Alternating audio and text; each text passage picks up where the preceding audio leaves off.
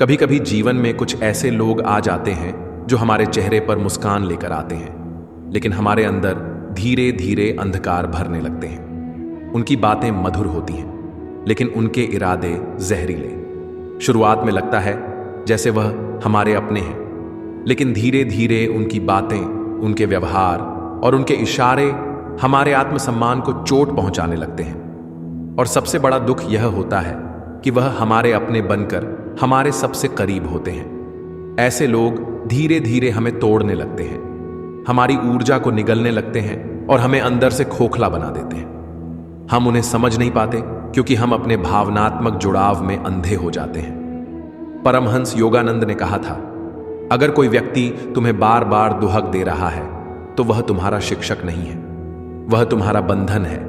और बंधनों को तोड़ना ही आत्मा की सबसे बड़ी यात्रा है।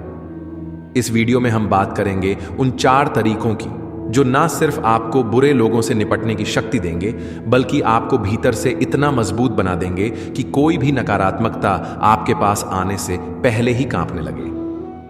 आज हम इस यात्रा की शुरुआत करेंगे पहले 2 तरीकों से, लेकिन यह सिर्फ तकनीक नहीं है, यह एक आध्यात्मिक अभ्यास है, एक आत्मिक मार्ग है जिससे गुजरकर ही आप सच्चे अर्थों में मुक्त हो सकते हैं।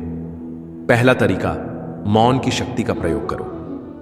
मौन, यह शब्द सुनने में जितना साधारण है, इसकी ताकत उतनी ही गहरी है।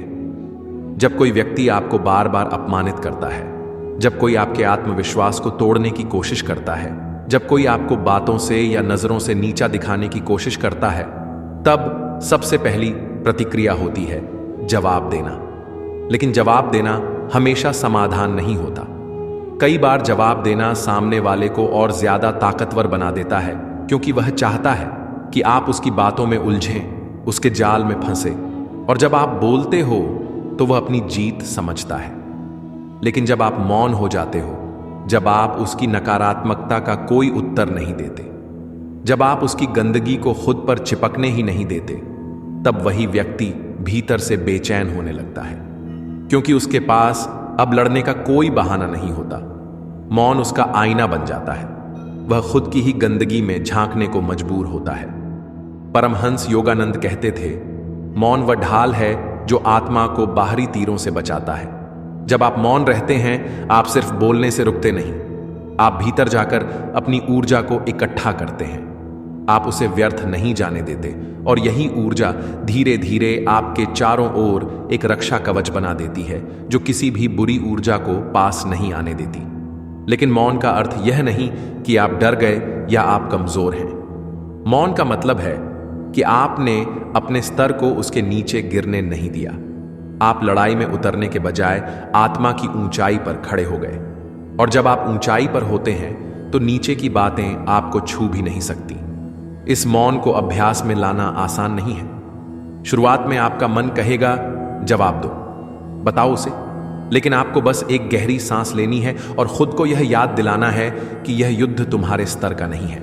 मौन रहो, देखो और भीतर से प्रार्थना करो, हे प्रभु, मुझे ऐसी शक्ति दो कि मैं इस नकारात्मकता में डूबने के बजाय अपने प्रकाश को मजबूत कर सकूं। कुछ दिन के भीतर ही आप देखेंगे कि जो लोग आपको नुकसान पहुंचाना चाहते थे, वह खुद ही दूरी बनाने लगेंगे, क्योंकि आपकी ऊर्जा अब इतनी शुद्ध और शांत हो गई है कि वह उसमें रह ही नहीं सकते। बुरे लोग हमेशा ऐसे माहौल में पनपते हैं जहां उन्हें प्रतिक्रिया मिले, जहां उन्हें कोई प्रतिक्रिया देकर उनके खेल को बनाए रखे। लेकिन जब आप मौन हो जाते हैं तो उनका खेल खत्म हो जाता है। दूसरा तरीका, करुणा का चुपचाप अभ्यास करो, लेकिन मूर्ख मत बनो। दुनिया में सबसे मुश्किल काम है बुरे लोगों के लिए भी दया रखना। यह बात सुनते ही मन कहेगा, क्या हम उनके लिए दया करें जो हमें बार बार तोड़ते हैं? और यहीं पर हमारी परीक्षा होती है। दया कोई कमजोरी नहीं है, यह आत्मा की सबसे बड़ी ताकत है। लेकिन याद रखना, करुणा और मूर्खता में फर्क होता है। करुणा यह नहीं कहती कि तुम हर बार उनके जुल्म को सहो। करुणा कहती है तुम उनके कृत्य को पहचानो, लेकिन अपने हृदय को कठोर मत होने दो। जब कोई व्यक्ति तुम्हें बार बार चोट देता है, तब उसका कारण सिर्फ उसका स्वभाव नहीं होता। वह व्यक्ति खुद भीतर से टूटा होता है। उसकी आत्मा में कोई ऐसी पीड़ा होती है जो उसे ऐसा बना देती है। अब तुम उसे जवाब दो या उसे समझो, यह तुम्हारे ऊपर है। लेकिन अगर तुम करुणा से उसकी स्थिति को देख पाओ तो तुम्हारा मन शांति में आ जाता है। इसका अर्थ यह नहीं कि तुम उसे बार बार मौका देते रहो। नहीं, करुणा का सही अर्थ है तुम उसे माफ करो लेकिन उसके लिए दूरी बना लो। तुम उसे समझो लेकिन उसे खुद पर हावी मत होने दो। तुम उसके जीवन में दया रखो लेकिन अपने आत्मसम्मान की रक्षा करो। एक उदाहरण समझो, अगर कोई सांप बार बार तुम्हें डांसता है तो तुम उसे यह नहीं कह सकते कि डंसो, मैं तो करुणावान हूं। करुणा यह है कि तुम समझो कि वह सांप अपने स्वभाव से ऐसा है और इसलिए तुम उससे दूरी बना लो। योगानंद जी ने लिखा है, सच्ची करुणा वही है जो आत्मा की मर्यादा को बनाकर रखे। अगर तुम करुणा के नाम पर खुद को नष्ट कर रहे हो तो वह करुणा नहीं, आत्मघात है।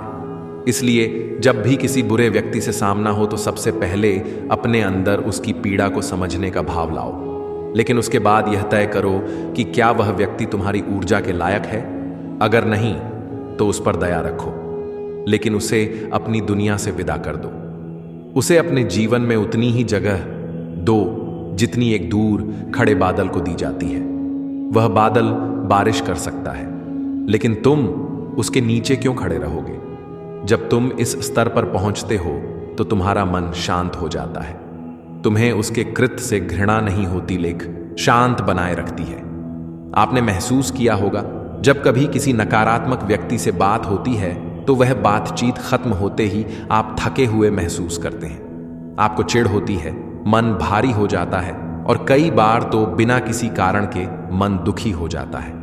यही है ऊर्जा की चोरी। अब सवाल यह है कि कैसे इस ऊर्जा की रक्षा की जाए। सबसे पहला कदम है ऐसे लोगों के साथ संवाद सीमित करना। जरूरी नहीं कि आप हर बात का जवाब दें, जरूरी नहीं कि आप हर बहस में शामिल हों। कई बार चुप रहकर, खुद को हटाकर और मानसिक दूरी बनाकर आप उस स्थिति से बाहर आ सकते हैं। लेकिन सिर्फ दूरी बनाना ही काफी नहीं है, आपको अपने मन और हृदय की सफाई भी करनी होती है। हर सुबह उठकर ध्यान करें, अपने आसपास एक प्रकाश की कल्पना करें, एक ऐसा दिव्य उजाला जो आपके शरीर, मन और आत्मा को ढंक लेता है और उस उजाले से बाहर कुछ भी बुरी शक्ति प्रवेश नहीं कर सकती। यह कोई कल्पना नहीं, यह एक सच्चा अभ्यास है, क्योंकि जब हम अपने अंदर की ऊर्जा को शुद्ध करते हैं तो वह हमारी रक्षा करने लगती है। परमहंस योगानंद जी कहा करते थे, अगर तुम खुद को भीतर से मजबूत कर लोगे तो बाहरी अंधकार का तुम पर कोई असर नहीं होगा।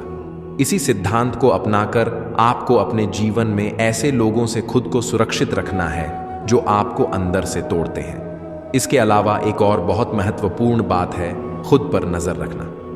कई बार हम खुद ही दूसरों की नकारात्मकता में बह जाते हैं और अनजाने में अपनी ऊर्जा नष्ट कर देते हैं। जैसे सोशल मीडिया पर किसी के कमेंट से परेशान हो जाना, बार बार किसी की कही बुरी बात को दोहराना या फिर उस इंसान की बातें याद करके खुद को दुखी करते रहना। यह सब हमारी ऊर्जा को नष्ट करता है।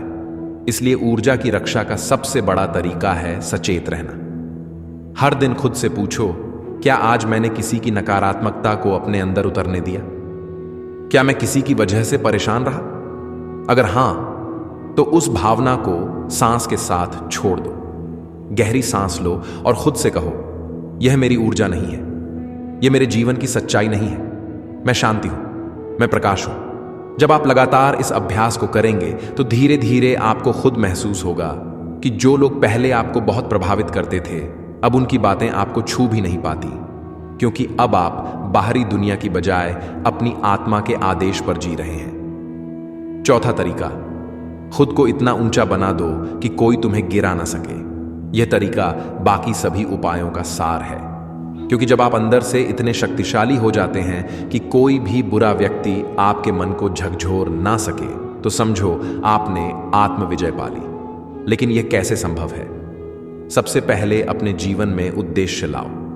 बुरे लोग हमें तब ज्यादा प्रभावित करते हैं जब हमारे पास करने के लिए कुछ नहीं होता, जब हमारा ध्यान इधर उधर भटक रहा होता है, जब हम भावनात्मक रूप से खाली होते हैं। लेकिन जैसे ही आप किसी गहरे उद्देश्य के साथ जीना शुरू करते हैं, जैसे ही आप कोई मिशन चुनते हैं, चाहे वह पढ़ाई हो, साधना हो, सेवा हो या फिर कोई आत्मिक लक्ष्य, तो आपकी ऊर्जा उसी दिशा में केंद्रित हो जाती है। और बाकी बातें धीरे धीरे अप्रासंगिक हो जाती हैं। जब कोई आपको नीचा दिखाए और आप उसकी बजाय अपने लक्ष्य पर ध्यान लगाए रखें, तो वह व्यक्ति खुद हताश हो जाएगा, क्योंकि आपकी ऊर्जा अब उसकी तरफ नहीं जा रही। आप अब ऊपर उठ रहे हैं और वह आपकी ऊंचाई को छू भी नहीं सकता। दूसरा, खुद को लगातार बेहतर बनाते रहो, मानसिक रूप से, शारीरिक रूप से, आध्यात्मिक रूप से। जब आप खुद के अंदर रोज थोड़ा थोड़ा विकास करते हैं, तो आपके आत्मविश्वास की चमक इतनी तेज हो जाती है कि कोई भी नकारात्मक व्यक्ति आपके पास आते ही अंधा हो जाता है। यह एक तरह का प्रकाश होता है जो सिर्फ मेहनत, अनुशासन और साधना से आता है। परमहंस योगानंद कहते हैं, तुम्हारा आत्मबल तुम्हारा असली हथियार है। अगर तुम इसे रोज धार दोगे तो कोई भी अंधकार तुम्हें काट नहीं सकता। तो अब सवाल है, क्या आप खुद को इतना ऊंचा बना सकते हैं कि कोई भी बुरा व्यक्ति आपको नीचे गिरा ना सके? जवाब है हां, और इसका रास्ता है निरंतर आत्मविकास।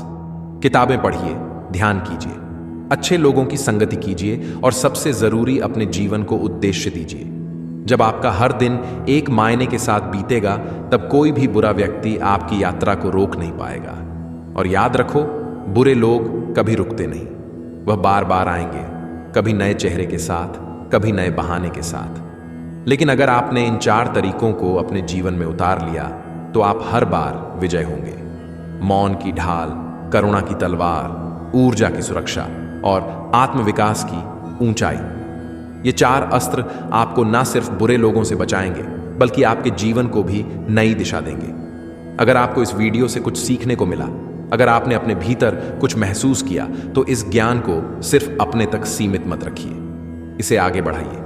हो सकता है आपके किसी दोस्त, किसी भाई या किसी बहन को इस समय ऐसे ही किसी बुरे इंसान से जूझने की जरूरत हो, तो इस वीडियो को जरूर शेयर कीजिए।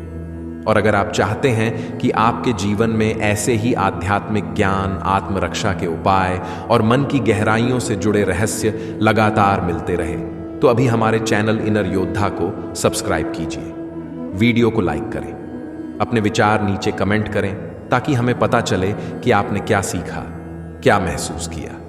धन्यवाद। इनर योद्धा में आपका स्वागत है, जहां हम बाहर की दुनिया से नहीं, अपने भीतर के युद्ध से जीतते हैं।